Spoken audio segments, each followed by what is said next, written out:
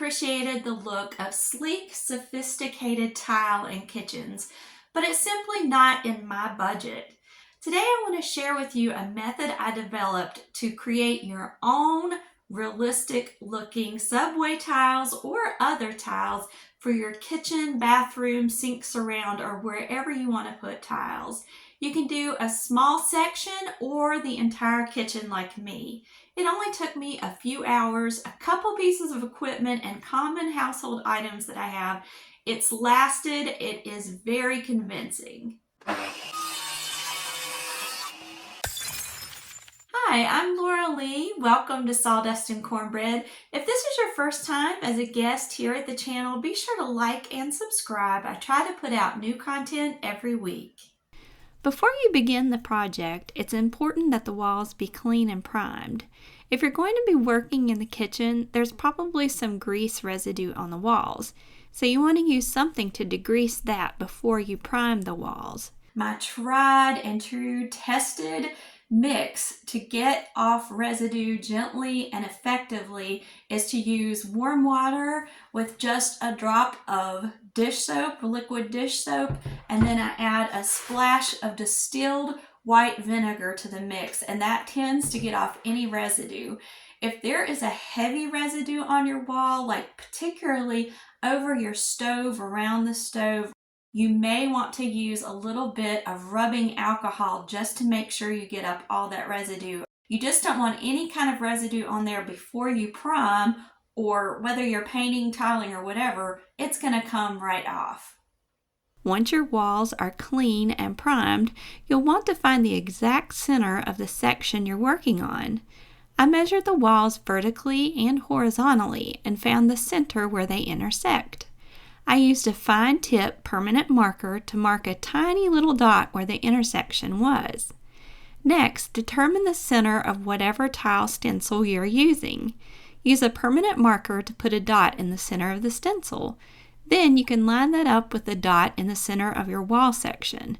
This assures that you're beginning your tiles in the center of the wall the way a true tiler would. This is the stencil that I personally chose for my subway tiles. I didn't want the standard larger size. I wanted smaller subway tiles. I just really liked the way that looked. One of the great things about this project is you can change whatever tile shape or size you want depending on the stencil that you use.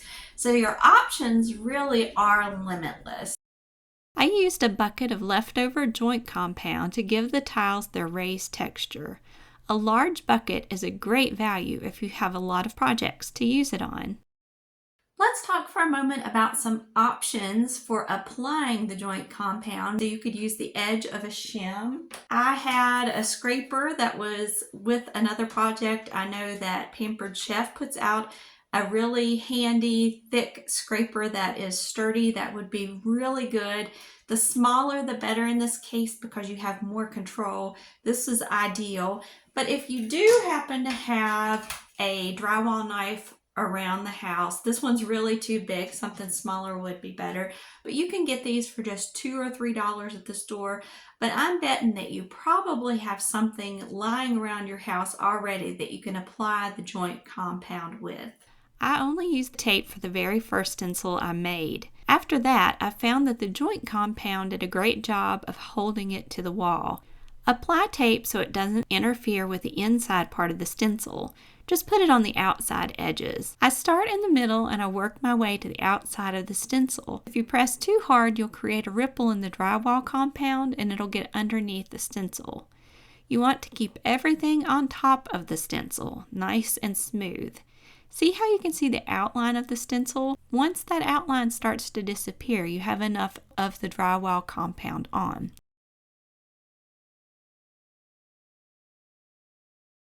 Grab a corner and pull it straight off. At this point, one thing I did was look at all the tiles, see if everything formed well and if there are any parts like this right here where there's a divide. The joint compound got underneath the stencil. I have this little painter's spatula. You don't have to use this tool. I would just go through and anywhere I saw a little flaw, I would just take this and scrape it right off. And if you mess up an entire section, you can have the satisfaction of removing the entire section with a scraper. Now the process for moving the stencil to do the next section. This is the same regardless if you're going over, under, left, or right of your stencil. I'm going to line my stencil up with a few of the existing tiles. I'm going to take my level and make sure the stencil is level so that I have straight lines. I don't have to hold it anymore, and it's the same process. The only thing that's different is on the side. Once you start moving down the wall, you want to go into the existing tiles. You don't want a big goop so that it's two different levels of compound. You just kind of want to blend the compound. And then I'm just going to lift it straight off. Sometimes when you remove your stencil, there'll be a little bit of a rough or funny texture to the tiles. This is nothing to panic over. It's a natural quality of joint compound. Sometimes as it dries, there's some pitting, which means there was an air bubble in there. It popped and it leaves a little circle. Keep in mind, in the next step, we're going to smooth that out with a light sanding, so that's nothing to worry about. And besides, when you look at real tile on the wall, it has kind of an uneven texture. You don't want anything drastic, but don't panic if it's a little bumpy at first. If you find yourself boogering up the tiles that you've already made when you're moving the stencil over, I have a really neat trick for that helped me. I just took a hair dryer, maybe 1 minute, to go over it on the low setting just to set the top of those tiles, so that when I move to my next section, if the stencil did happen to bump up against that finished section, it didn't booger it up and mess it up. Really, the entire project doesn't take that long. You move pretty quickly. Now, how to get rid of that rough, bumpy, pitted texture so you can have glassy, glossy, realistic tiles. Well, you can take care of that very easily. You'll need some fine sandpaper. This is what I use. It's good if you have a sanding block. That way you have a good flat surface to put your sandpaper on. You could always use a wood block as well. The reason is, if you just use your hands, you have a tendency to dig into the tiles and make a groove, and that's not good at all. Once you finish your light sanding over the entire area, you want to go over with a vacuum attachment that has a brush on it and remove all the excess dust. After you prime the walls, it's time to add your paint color. When it comes time to paint the tiles, you want to think about the grain of the tile. Subway tile or any other tile on the wall, there's going to be a distinct grain to it. For subway tiles, that is a horizontal grain. In the beginning, when I'm painting or priming and painting, I can go vertically, horizontally to really get in those nooks and crannies.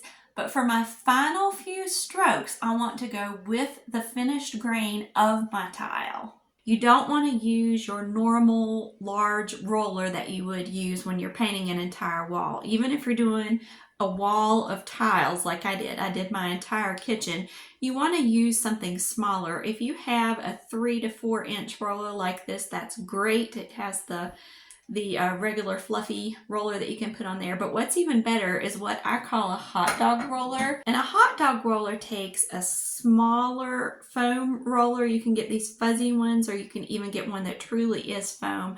I found that to be the perfect solution to apply the paint just the way I want it. The texture is perfect, coverage is perfect, and it really gave a realistic tile finish with the paint. For the final step, this is what really makes these tiles pop and look realistic, giving them a smooth, glossy, glassy, shiny finish. I have stenciled my tiles. I have used my little tool to get all of the grout lines even. I've lightly sanded. I have vacuumed. I have primed. I have painted. And now you are ready to put on something similar to this. It doesn't have to be this exact product.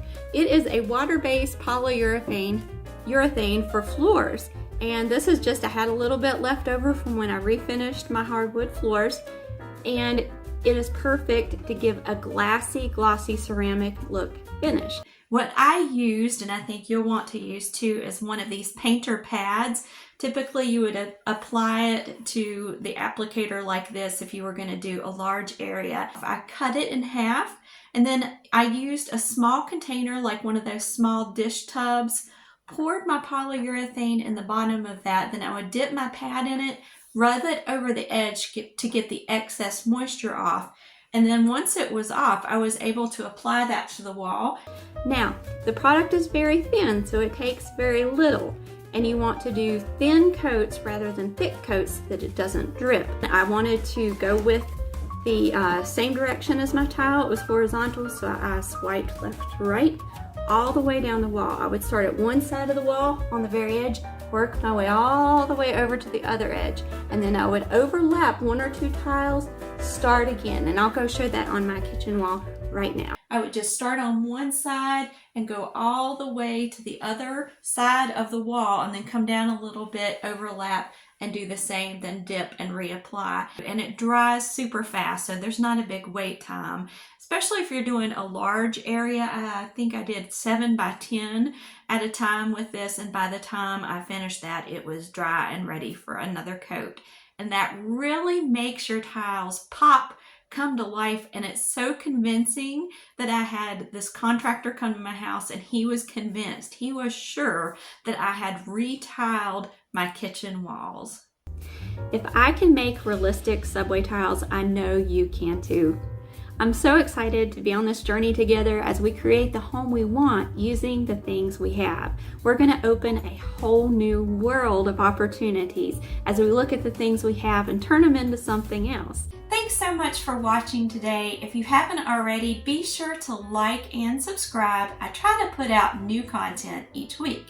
Until I see you next time, God bless.